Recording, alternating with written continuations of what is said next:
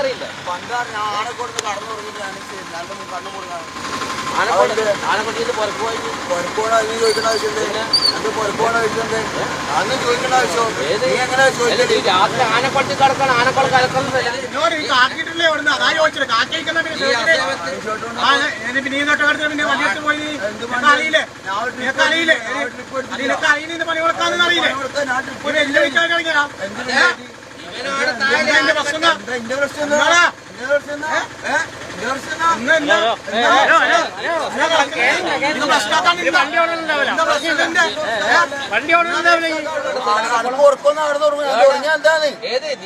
ഉറങ്ങാൻ പാടില്ല, ആരാ പറയാ പൊതുസ്ഥലത്ത് ഉറങ്ങാൻ പാടില്ല. പുസ്തകത്ത് ഉറങ്ങാൻ പാടില്ല, പുസ്തകത്ത് ഉറങ്ങാൻ പാടില്ല.